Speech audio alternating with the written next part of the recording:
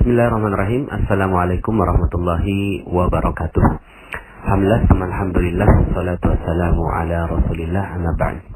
Alhamdulillah, bagaimana kabarnya teman-teman dan sahabat magnet rezeki semua? Semoga selalu dalam lindungan dan keberkahan dari Allah Subhanahu wa taala. Suatu ketika saya berjalan dengan guru saya di Masjid Nabawi, ya. Kemudian ketika kami berdua berjalan gitu ya, dari ujung dekat Kubah Hijau sampai ke gerbang utama, beliau bilang begini, dan ini nyantol betul Bapak Ibu dalam pikiran saya, dalam jiwa saya, dan masuk betul menjadi ilmu yang menggerakkan saya, dan semoga juga ini bisa menginspirasi Anda semua. Ente mau nggak jalan gitu ya di perjalanan kita sekarang ini, sambil jalan sambil dapat ente berkahnya gitu, sambil ente dapat banyak sekali kebaikan gitu. Gimana tuh Ustaz gitu ya. Terus kemudian nunjukin saya ya orang-orang yang sedang berdoa di kanan kiri perjalanan kami. Itu lagi doa, di sana lagi doa gitu ya. Ente sederhana aja, ambil doa mereka. Gimana ngambil doa mereka Ustaz? Ya, ente sepanjang perjalanan bilang amin, amin, amin, amin. Aminkan semua doa-doa orang-orang yang ada di sekitar ente ketika berjalan ini. Apalagi mereka berdoanya di dalam Masjid Nabawi, masjid yang sangat mulia. Jadi jangan sampai akhirnya ente jalan aja, nggak dapat berkahnya, nggak dapat kemuliaannya, begitu ya. Subhanallah Bapak Ibu.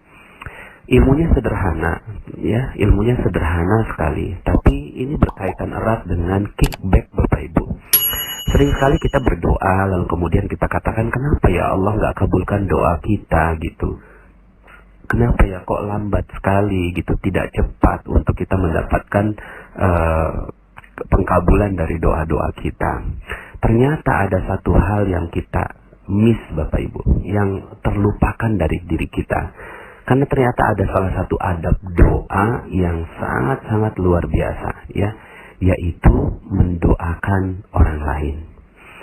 Dalam sebuah hadis disebutkan, barang siapa yang mendoakan saudaranya, sementara saudaranya itu nggak tahu, maka malaikat yang akan mendoakan semoga engkau seperti yang didoakan, begitu ya. Jadi yang mendoakan kita malaikat. Yang sering terjadi adalah kita doa sendiri Bapak Ibu. Kita doa sendiri kepada Allah, sementara jarak kita kepada Allah ini masih ada perisai, sehingga akhirnya mungkin doa kita masih lambat dikabulkan Allah Subhanahu wa taala. Ada cara yang terbaik Bapak Ibu untuk berdoa, yaitu kita minta doa yang tidak terbatas dan tidak punya perisai. Siapa yang tidak punya perisai kepada Allah? Malaikat. Mereka tidak punya perisai gitu ya kepada Allah Subhanahu wa taala. Maka kalau seandainya Anda berdoa, maka yang perlu Anda lakukan adalah bagaimana malaikat yang mendoakan Anda. Gimana caranya? Caranya adalah doakan orang lain Bapak Ibu. Doakan orang lain, begitu ya.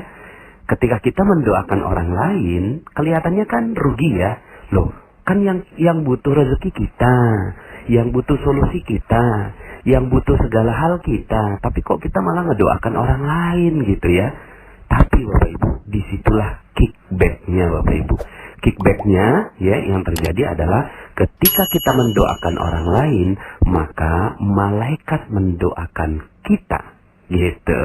Nah kalau malaikat mendoakan kita, waduh ya, kemungkinan dikabulkannya jauh lebih besar dibandingkan dengan kalau kita yang langsung meminta sendiri. Sekarang saya ingin pertegas Bapak Ibu, ya, ingin pertegas, ada dalilnya juga. Dalilnya adalah ketika seorang yang mendoakan saudaranya saat saudaranya itu nggak tahu, ya.